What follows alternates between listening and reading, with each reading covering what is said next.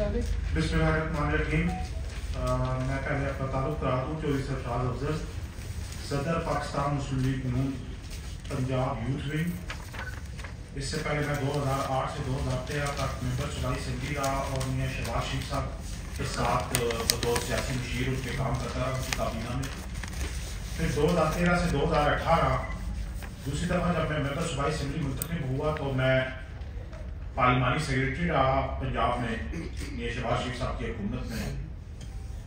आज मैं यहाँ पे जो आपके सामने हाजिर हुआ हूँ, एक वर्कर की आवाज बन के हाजिर हुआ हूँ, क्योंकि मैं ये समझ रहा हूँ कि हमारी जमात में वर्कर्स के लिए कान और दरवाजे बंद कर दिए गए हैं। वर्कर की आवाज इस वक्त क़यादत के कानों तक नहीं पहुंची और मीडिया से बेहतर कोई सोर्स ऐसा नहीं है कि वर्कर की आवाज क़यादत के कानों तक पहुंच सके, क्योंकि क़यादत की कानों और आंखों पे इस वक्त माफियाज ने ऐसा पर्दा डाल दिया है कि शायद वो आवाज, वो पुकार, वो चीख जो वर्कर्स की है वो शायद क़यादत के कानों तक नहीं पहुंच रही है। उनको वो दुख और दर्द वर्कर्स का नजर नहीं आ रहा कि जो जनरल मुशर्रफ की आमलियत के दौर से उन्होंने बेगम कलसूम नवाज के साथ एक जिहाद शुरू किया था मुल्क में जमहूरियत बहाल करने के लिए, उसमें कई हर्डल्स आए, कई रुकावटें आई। कभी वो अदलिया बहाली की सूरत में जब जजेस को पीसीओ के तहत अदालतों से बाहर निकाल दिया गया और घसीटा गया, तो यही वर्कर्स थे जो शाराए दस्तूर पे मारे खा रहे थे। यही वर्कर्स थे जो जब गवर्नर राज लग गया तो यही वर्कर्स थे जो लाहौर माल रोड पे इस्लामाबाद एक्सप्रेस वे पे मारे खा रहे थे मियां नवाज शरीफ और मियां शहबाज शरीफ साहब के लिए। यही वर्कर्स थे कि जो बेगम कलसूम नवाज साहिबा की गाड़ी को पुलिस के दरगाह से और चुंगल से निकाल के ले गए थे। यही वर्कर्स थे कि पिछले 5 साल जब इमरान खान की हुकूमत में नैब की पेशियां, अदालतें लगती थी, तो यही वर्कर्स थे जो बाहर खड़े होकर मारे खाते थे, धूप और बारिश में खड़े होते थे। यही वर्कर्स थे कि जिनको अटकड़ियां लग रही थी। लेकिन आज इंतहाई दुख और दर्द के साथ मैं यहां पे बैठा हूं कि मैं कहता हूं कि उम्र कैद 25 साल होती है। मैं खुद एक पॉलिटिकल वर्कर के तौर पे 25 साल से इस जमात के साथ भाग रहा हूं। मेरे साथ मेरे भाई इनाम जफर साहब उम्मीदवार हल्का पीपी 18 बैठे हैं। मेरे साथ मेरे हल्के के मुस्लिम लीग नवाज के सेक्रेटरी जनरल बैठे हुए हैं, चेयरमैन भी है मुस्लिम लीग कौंसिल। मेरे साथ मुस्लिम लीग नून लॉयर्स फोरम के अरशद मजीद साहब बैठे हुए। ये वो लोग हैं, वो साथी हैं कि जो हर वक्त मारे खाने के लिए आगे थे। इन्होंने नहीं देखा कि हम मुशर्रफ की आमलियत में हमें क्या होगा, इन्होंने नहीं देखा कि परवेज लाई की हुकूमत में हमारे साथ क्या होगा, इन्होंने नहीं देखा कि इमरान खान की हुकूमत में हमारे साथ क्या होगा। हमने एक ही नारा उठाया था, वोट को इज्जत दो, लेकिन माजरत के साथ, बहुत माजरत और दुख के साथ आज लग ऐसे रहा है कि वोट की जगह नोट ने ले ली है। आज ऐसा लग रहा है कि माफियाज का राज हो गया। और बिलखसूस रावलपिंडी में हाउसिंग सोसाइटीज ने हमारी जमात को कब्जे में ले लिया है, माफियाज ने हमारी जमात को कब्जे में ले लिया है। वो वर्कर्स जिन्होंने पिछले 5 साल मारे खाए, जिन्होंने बुरे हालात में पार्टी का टिकट लिया और इलेक्शन लड़ा के और उनको सामने नजर आ रहा था क्या होने जा रहा है, लेकिन उस वक्त भी वो मियां नवाज शरीफ और मियां नवाज शरीफ के नजरिए के साथ डटे रहे, सीसा पिलाई हुई दीवार की तरह। लेकिन आज वो माफियाज कि जिनके ऊपर 2-2-250 FIRs पिंडी के थानों में दर्ज हैं, कब्जों की, कत्लों की और दहशतगर्दी की, आज उन लोगों को टिकट दे दिए गए हैं। आज उन लोगों को टिकट दे दिए गए हैं जो 2018 में दूसरे उम्मीदवार के ना सिर्फ तजवीज और तायीद कुनिंदा बने, बल्कि वो उन पे खुद 7-7 और 8-8 कत्लों के FIRs हैं। आज मेरे हल्के में उस शख्स को टिकट दे दिया गया कि जो जब मियां नवाज शरीफ साहब खुद हुकूमत में थे तो वो एमएलए था हमारी जमात का, और हमारी जमात के माथे का दाग बना वो। और मियां नवाज शरीफ साहब ने खुद उस शख्स को जमात से भी अलग किया और ओहदे से भी हटाया, क्योंकि वो अपनी जगह अपने भांजे को बतौर एमएलए पेपर दिलवा रहा था और उसके ऊपर एफआईआर दर्ज है थाना सिटी में जाली पर्चा दिलवाने की। आज उस शख्स को उठा के मेरे हल्के पे ले जाया गया है सिर्फ जिद और अनाद की खातिर, सिर्फ जिद और अनाद की खातिर। मेरे साथ जिद यही है कि मियां नवाज शरीफ साहब ने खुद कहा जब पिंडी डिवीजन के इंटरव्यूज हुए, इनाम जफर साहब उस इंटरव्यू में बैठे हुए थे कि 190 मिलियन पाउंड जो है उसके ऊपर आप साहब ने बोलना है। मेरा सवाल यह है कि 190 मिलियन पाउंड में हमने इमरान खान को गिरफ्तार कर लिया है, 190 मिलियन पाउंड में हमने इमरान खान को गिरफ्तार कर लिया है, तो जिसका 190 मिलियन पाउंड है क्या आप उसको नहीं पूछेंगे कि ये 190 मिलियन पाउंड तुमने यहां से भेजा कैसे? उसका नाम लेने में आपको सांप क्यों सूंघ जाता है? आप क्यों डरते हैं इतने? आप क्यों माफियाज के हाथों यरगमाल होते हैं? आज उस माफिया ने और उसके परवरतों ने हमारी जमात के ऊपर ग्रिप कर लिया है। जस्टिस मुजाहिर नकवी ने इस्तीफा दिया है 2 दिन पहले, और मुजाहिर नकवी ने जो इस्तीफा दिया है उसमें उन्होंने कहा है कि मुझे नहीं मालूम कि जायद रफीक नामी शख्स जो हबीब रफीक डेवलपर्स जो है वो उसका जो सीईओ है कि जायद रफीक नामी शख्स ने मेरे बेटों को प्लॉट दिए हैं, मुझे नहीं मालूम। और वो मुजाहिर नकवी इस्तीफा दे गए हैं। आप मुजाहिर नकवी को तो ट्रकों वाली सरकार भी कहते हैं, आप मुजाहिर नकवी के खिलाफ तो मुजाहिरे भी करते हैं। तो वो जो मुजाहिर नकवी को जिसने प्लॉट दिए थे, आज उसके डायरेक्टर लैंड को जिसके ऊपर 7 कत्लों की एफआईआर हैं, आज उस जायद रफीक के कहने पे आपने पीपी 11 का टिकट दे दिया। जुल्म और ज्यादती हो रही है जमात में। आज हम इसीलिए यहां पे आए हैं कि अपनी रुदात, अपना दुख, अपनी तकलीफ अपनी पार्टी की आदत मियां नवाज शरीफ साहब के कानों तक पहुंचा सके। हमारे पास कोई रास्ता नहीं रह गया, क्योंकि मियां नवाज शरीफ साहब के दिल को जो रास्ता जाता है उस पर भी पहरेदार बिठा दिए गए हैं, जो उनके कानों को रास्ता जाता है उस पर भी पहरेदार बिठा दिए गए हैं, जो उनको नजर आता है उसके सामने भी एक सफेद शीट लगा दी गई है। कभी वो शीट राजा सरफराज अकरम बरीमाम हाउस वाला बन जाता है इसहाक डार की सूरत में, कभी वो शीट डॉन लीक्स वाले परवेज शीट की सूरत में बन जाता है।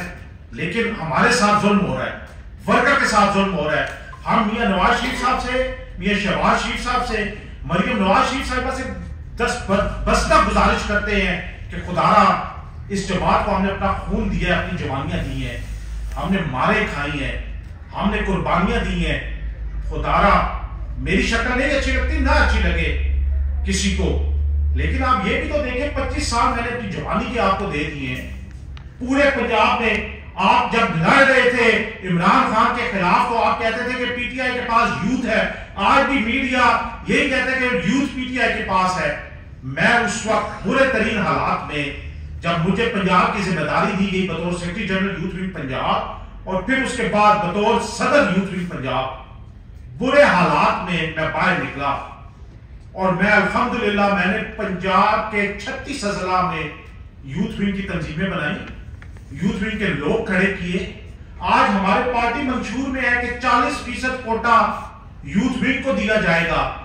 कहां थी वो यूथ और यूथ विंग कि जब आपने यूथ के पंजाब के सदर को टिकट नहीं दिया, जब आपने मेरे डिस्ट्रिक्ट प्रेसिडेंट बैरिस्टर, और मैं आपको बताऊं कि मैंने जो यूथ इकट्ठी की वो इस तरह की यूथ नहीं, कोई गली मोहल्ले वाली। हमारे पास 5 बैरिस्टर्स हैं जो इंग्लैंड से बाहर करके आए हैं यूथ विंग में। हमारे पास कारोबारी लोग हैं। हमारा जो वाइस प्रेसिडेंट है वो गुजरात चैंबर ऑफ कॉमर्स का प्रेसिडेंट है। इसी तरीके से हमारा जो पिंडी डिस्ट्रिक्ट का प्रेसिडेंट है यूथ विंग का, वो खुद बैरिस्टर है। हमारा जो मियांवाली का प्रेसिडेंट है वो बैरिस्टर है। हमारा जो प्रेसिडेंट है खुशाब का वो खुद वकील है। हमारा जो पिंडी डिवीजन का जो है सेक्रेटरी जनरल वो वकील है। तो कहने का मकसद ये है कि हमने जो यूथ भी इकट्ठी करके दी जमात को, कोई रेडियो से या उस तरह इकट्ठी करके नहीं दी। हमने पढ़े लिखे समझदार लोग इनको इकट्ठे करके दिए जमात को, और ऐसे लोग इकट्ठे करके दिए, यूथ इकट्ठी करके दी, और उस वक्त इकट्ठी करके दी कि जब पीडीएम बैकआउट कर रही थी, जब बिलावल भुट्टो साहब और मौलाना फजलुर रहमान और हमारे दरमियान बैकआउट हो रहा था, उस वक्त लाहौर अड्डा प्लॉट राइवल पे हमने यूथ का कन्वेंशन करवा के ये साबित किया कि यूथ मुस्लिम लीग नवाज के साथ है। आज मेरे डिस्ट्रिक्ट प्रेसिडेंट जो है रावलपिंडी के बैरिस्टर रकीब, उनसे टिकट वापस ले लिया गया। आईपीपी के साथ सीट एडजस्टमेंट, गुलाम सरवर खान को टिकट दे दिया गया उसकी जगह। वो गुलाम सरवर खान जो हमारी जमात को और हमारी क़यादत को गालियां देता था, वो गुलाम सरवर खान जिसने पीआईए तबाह कर दी, वो गुलाम सरवर खान आज हमने आईपीपी का टिकट एडजस्टमेंट करके उसको दे दिया। और जो एक नौजवान पूरे हालात में वो मुस्लिम लीग नवाज का टिकट लेके लड़ा, आज मुस्लिम लीग नवाज का टिकट उससे वापस ले लिया गया। वो यूथ विंग का प्रेसिडेंट है हमारा। इसी तरीके से हमारा जो अटक का यूथ विंग का प्रेसिडेंट है, उसको टिकट नहीं दिया गया। हमारा जो पिंडी डिवीजन का यूथ विंग का प्रेसिडेंट है और एक्स एमपीए का टिकट होल्डर है मलिक बहादुर खान, उससे टिकट नहीं दिया गया। हमारा जो डिवीजन का सेक्रेटरी जनरल है, खुद वकील है पेशे से, उसको टिकट नहीं दिया गया। हमारा 40% कोटा है पार्टी आइन में यूथ का। हमें खुदारा आप यूथ का मुझे ना दें टिकट, मैं जमात से कहता हूं आप बिल्कुल ना दें, मुझे ना दें, वर्कर को तो दें, यूथ को तो दें। 40% यूथ का कोटा है और मेरे यूथ का, मेरा राना अफजल खान मरहूम का बेटा, उससे एहसान अफजल मेरा यूथ का वाइस प्रेसिडेंट है, वो एमएनए, और आप लोग देखते रहे उसको मीडिया पे, उससे टिकट एमएनए का वापस ले लिया गया है। उसके वालिद एमएनए, वो खुद एमएनए, और एक इंटेलेक्चुअल जमात के जब यूथ के हम मामलात करते हैं तो उसमें उसकी एक बहुत बड़ी मुशावरत होती थी। हमारी जो यूथ मीडिया टीम पंजाब की जो हेड है Shumaila Rana, by profession advocate, उनसे स्पेशल सीट का टिकट वापस ले लिया गया। स्पेशल सीट एक यूथ को आप नहीं दे रहे, तो फिर हम यूथ को किस तरह रिप्रेजेंट करें, हम यूथ के लिए किस तरह बात करें? मुझे बताएं कि हम यूथ, आप जब कहते हैं यूथ यूथ यूथ, तो फिर हम यूथ को किस तरह आपके साथ इंगेज करें जब आपके आइन में 40% कोटा है यूथ का। आप यूथ के प्रेसिडेंट को टिकट देना पसंद नहीं करते जो खुद 2 दफा एमपी रह चुका है। आप यूथ का सेक्रेटरी जनरल को अपना टिकट देना पसंद नहीं करते। आप यूथ के डिस्ट्रिक्ट और डिवीजन प्रेसिडेंट्स को एक टिकट देना पसंद नहीं करते। आप यूथ मीडिया टीम की हेड को, पंजाब की को, एक स्पेशल सीट देना पसंद नहीं करते। स्पेशल सीट आप नहीं दे रहे। रावलपिंडी से वो खातून जो 4 दफा एमपीए बनी है, सिर्फ एक शख्स की वो जी हुजूरी करती है, वो पिंडी की सियासत को उसने तबाह कर दिया। हनीफ अब्बासी ने उसने तबाह करके रख दिया पिंडी की सियासत को। वो सिर्फ ये प्रधान बनना चाहता है, वो पिंडी की सियासत का प्रधान बन गया। इस वक्त माफिया को उससे साथ मिला लिया है। वो दवाइयों का माफिया हो, वो लैंड माफिया हो, वो एफिड्री माफिया हो, जरा मर्जी माफिया होते नाम ला दो, वो बस माफिया को लेके चल रहा है और जमात की वो तबाही कर रहा है, वर्कर्स की वो तबाही कर रहा है। हल्कों को इन्होंने अपना ड्राइंग रूम समझ लिया है। एक दिन हनीफ अब्बासी कहता है मैं इधर से इलेक्शन लड़ूंगा, और जो एनएस रावत का कैंडिडेट है बैरिस्टर, वो कहता है मैं इधर से इलेक्शन लड़ूंगा। अगले दिन वो कहते हैं मुझे ये दुकान पसंद नहीं आई है, मुझे ये दुकान पसंद आ गई है, बट्टा सट्टा कर लेते हैं। अब्बासी साहब यहां से उठते हैं यहां चले जाते हैं, ये यहां से उठते हैं यहां चले जाते हैं। ना हल्के के लोगों को पूछते हैं, ना वर्कर्स को पूछते हैं, ना हल्के के एमपीए टिकट होल्डर्स को पूछते हैं। तो मेरी गुजारिश ये है पार्टी से कि खुदारा जमात को बचा ले, खुदारा जमात को बचा ले। हमें दुख हो रहा है, हमें तकलीफ हो रही है, हम कर्ब में हैं, हम दर्द में हैं, वर्कर कर्ब में है, वर्कर दर्द में है। मियां साहब वर्कर की आवाज सुने, मरियम बीबी वर्कर की आवाज सुने, उस वर्कर की आवाज सुने जो आपके साथ 36 जिलों में मारे खाता रहा, जो आपके साथ नहर के पास जब शेयरिंग हुई थी तो आपकी गाड़ियों के आगे खड़े होते थे। उनकी आवाज सुन ले। इस जमात को हाउसिंग सोसाइटी ना बनने दे जिसके फैसले एक डायरेक्टर लैंड अपनी मर्जी से कर देता है, जिस वक्त उसका दिल करता है किसी का प्लॉट कैंसिल कर देता है, जिस वक्त उसका दिल करता है किसी को प्लॉट की किस्तें माफ कर देता है। मुस्लिम लीग नवाज को एक डेमोक्रेटिक सियासी जमात रहने दे। ये डेमोक्रेटिक सियासी जमात है, इसके वर्कर्स ने मारे खाई हैं, पिछले 25 साल से हम लोग मारे खा रहे हैं। खुदारा इस जमात को बचा लें और देख लें कि कौन लोग हैं मियां साहब, वो कौन लोग हैं जो वोट की जगह नोट को इज्जत दे रहे हैं। मेरी फिर इल्तमास है, हमारा नारा है वोट को इज्जत दो। खुदारा वोट को इज्जत दे, नोट को इज्जत ना दे, नहीं तो जमात खड़ा हो जाए।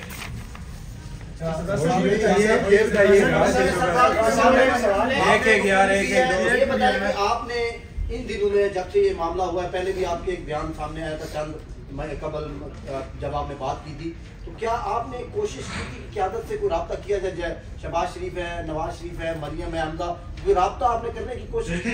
क्या रुकावटें थी? मैं जिस ओहदे पे पार्टी ने मुझे इज्जत दी, पार्टी,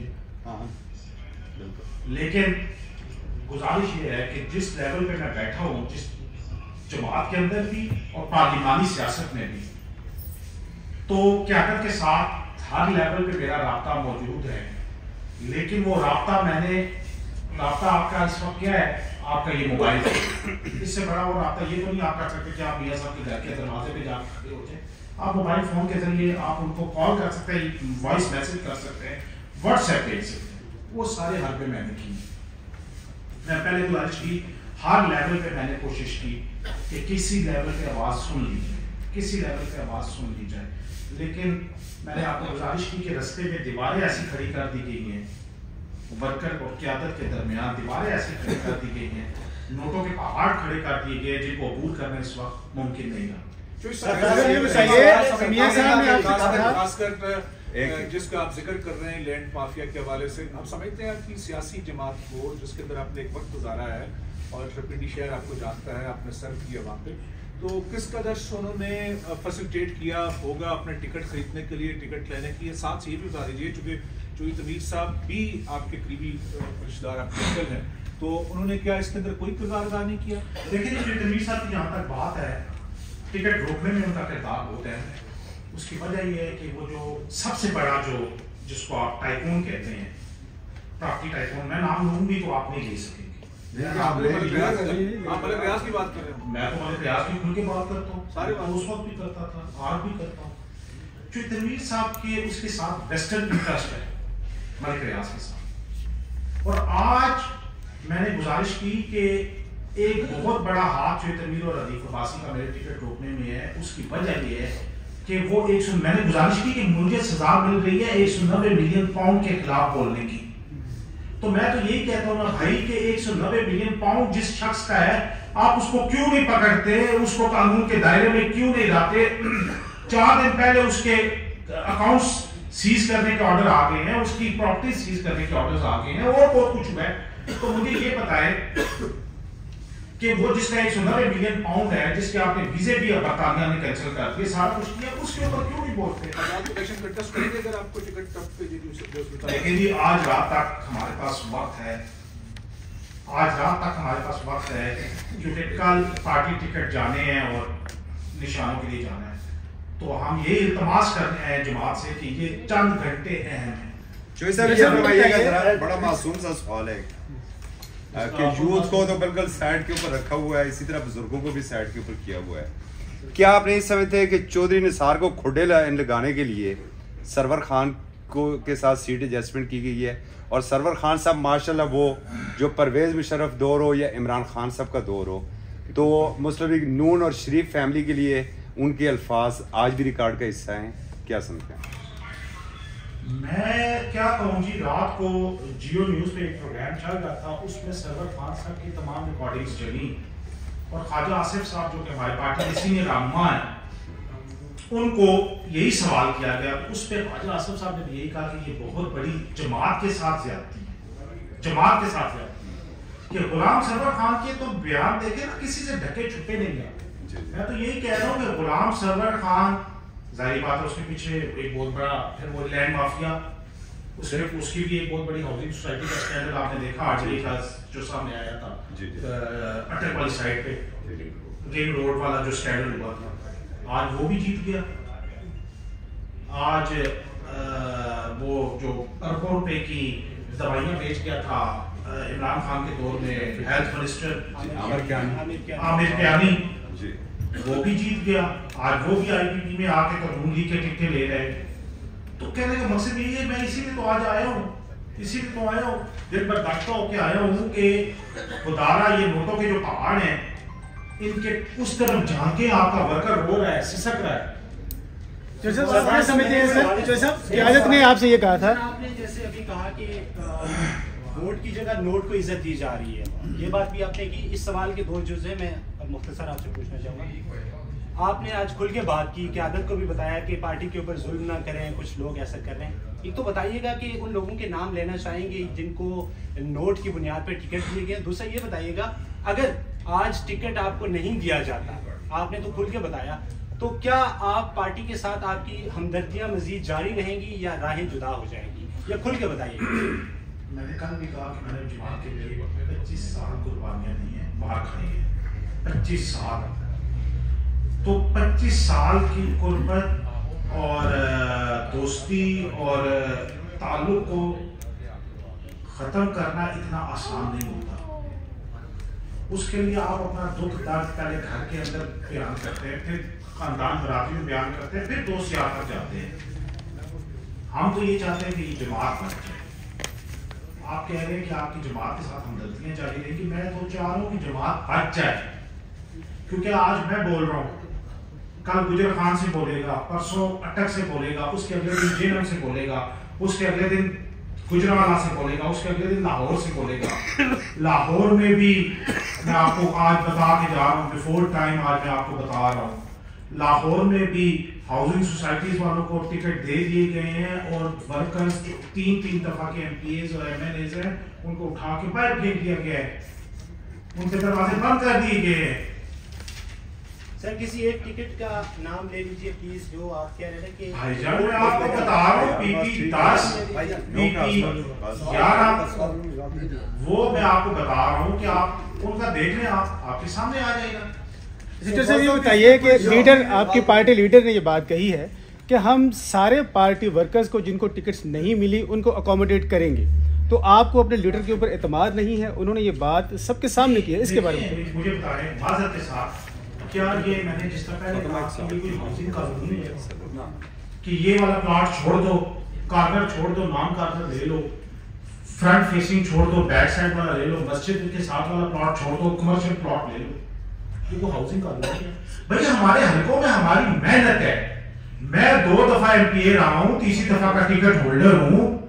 हमारे हलकों की आवाम कौन कहाँ ले जाए? मुझे तो आर्ग एडवाइजर आप बना देंगे स्पेशल सीट पे। मैं पब्लिक का बंदा हूँ, मैं पब्लिक पॉलिटिक्स करने वाला हूँ। ये इनाम जफर साहब पब्लिक पॉलिटिक्स करने वाले हैं, ये पब्लिक पॉलिटिक्स, ये अपने यूनियन काउंसिल के चेयरमैन है। आप इनको कहेंगे आप चेयरमैन छोड़ दें, अपने हल्के की आवाम को छोड़ दें, आपको हम जाके तो जो आपका है वहां पे आपको हम पॉलिटिकल एजेंट लगा देते हैं, आप 10 लाख रुपया महीना कमाना शुरू हो जाए। हमने कमाई करने के लिए तो होता नहीं लेना, हम तो मेहनत कर रहे हैं अपने हल्के के आवाम के लिए। मैं जब पहली दफा MPA बना, मेरे हल्के में कोई कॉलेज नहीं था। आज अल्हम्दुलिल्लाह मेरे हल्के में 3 गर्ल्स डिग्री कॉलेज है, 3 बॉयज डिग्री कॉलेज है। आज मेरे हल्के की सड़कें जो मैं बना के गया हूँ, जो सीवरेज लाइनें मैं बिछा के गया हूँ, उस वक्त का मेरा हल्का मैं ये भी बता दूं, आज वो PP 6 होता था, आज वो PP 18 जहां से इनाम जफर साहब खुद कैंडिडेट है, PP 19 जहां से मैं कैंडिडेट हूं, PP 11 फैसल यूं मलिक साहब जहां से जिन्होंने दरखास्त दी और वो भी माफिया को दे दिया गया टिकट, PP 10 ये 4 सूबाई हल्के और ये जो गया है उस तरफ PP 12 में टेक्सला वाली साइड पे 5 सूबाई हल्के बने इस दफा मेरे हल्के से। 3 कौमी हल्के बने हैं मेरे हल्के में, NA 57, NA 53 और NA 54। मुझे ये बताएं कि अगर जमात के अंदर इतनी बड़ी खींचातानी शुरू हो जाएगी तो जो लोग हमारे साथ पिछले 20, 25, 30 साल से चल रहे हैं उनकी दिल आजादी नहीं होगी, उनके साथ जुल्म नहीं होगा। पब्लिक पॉलिटिक्स करने वाला बंदा मुझे बताए किस तरह पब्लिक पॉलिटिक्स छोड़ के आप उसको कहें आप एडवाइजर लग जाए, आप सेनेटर बन जाए, आप स्पेशल असिस्टेंट बन जाए, आप SA बन जाए, आप तो इस तरह नहीं होता। जिसने सियासत अवाम की करनी है, अवाम की खातर करनी है, जिसने अवाम को उसकी दहलीज पे वेस्ट मैनेजमेंट कंपनी के काम करके देने हैं, जिसने अवाम को स्कूल बना के देना है, जिसने उनकी हेल्थ को देखना है, जिसने उनकी एजुकेशन के मसाइल हल करने हैं। एक तरफ वो है जिसने 6 कॉलेज बनाए हैं, बच्चियों के लिए IT लैब्स बनाई हैं, कंप्यूटर लैब्स बनाई हैं, उसको आपने उठा के बाहर कर दिया। और एक वो है जो अपने भांजे से पर्चा दिलवा रहा था बतौर MNA और पकड़ा गया और उसको पार्टी से भी निकाल दिया, MNA का इस्तीफा भी ले लिया। उसको आप नौजवानों की नुमाइंदगी के लिए भेज रहे हैं, जुल्म है। मैं समझता हूं ये अवाम के साथ जुल्म है कि जो पेपर दिलवा रहे अपने भांजे से उसको आप टिकट दे रहे हो उस हल्के में, और जिसने वहां पे बच्चियों और बच्चों के लिए कॉलेजेस बनाए उसको आप उठा के बाइक नहीं दिया। फिर आप कहेंगे हम एजुकेशन के लिए काम कर रहे हैं, हम यूथ के लिए काम कर रहे हैं, सफाई के लिए काम कर रहे हैं, डेंगू खत्म करने के लिए काम कर रहे हैं। अगर टिकट नहीं मिलता तो आजाद हैसियत से इलेक्शन लड़ेंगे या घर बैठ जाएंगे? ये फैसला मेरे ख्याल में आप कल तक पेंडिंग रहेंगे, कल शाम तक पेंडिंग रहेंगे। इसमें कोई शक नहीं है कि आपने अपनी पार्टी के लिए अपनी जवानी उनके लिए दिया। मियाँ साहब जब यहाँ मौजूद नहीं थे, उनके ख़ानदान का कोई फ़र्क नहीं था, तलसूम नवाज सरबत आप शीशा पिलाई दीवार की तरह उनके साथ खड़े रहे। क्या आजकल की जो सियासत है मियाँ साहब की, चूँकि वो कहते हैं कि शादी घर होगी है, वो कहते हैं कि शादी घर होगी है, साड़ी गाल होगी, हमारी बात होगी है, तो क्या इस वजह से उनको वर्कर की अब शायद ज़रूरत नहीं रही? आपके पिंडी में आपके दूसरे कोलीग जैसे शकील अवान, मिर्ज़ा मंसूर बेग, शेख अरसलान है, उनको भी इग्नोर किया। तो क्या मियाँ साहब की प्रायोरिटीज़ वर्कर के हवाले से अब उनको ज़रूरत नहीं रही, चूँकि उनका नैरेटिव ये है कि उनकी गाल होगी तो वो कंफर्टेबल है? तो मैं यही गुजारिश कर रहा था कि खुदारा वर्कर की आवाज़ सुने। जो नारा लगाया था वोट को इज्जत दें, उस नारे को, उस नजरिए को चलने दें। पार्टी नजरिए को फोकियत दें, नजरिया ज़रूरत को फोकियत ना दें।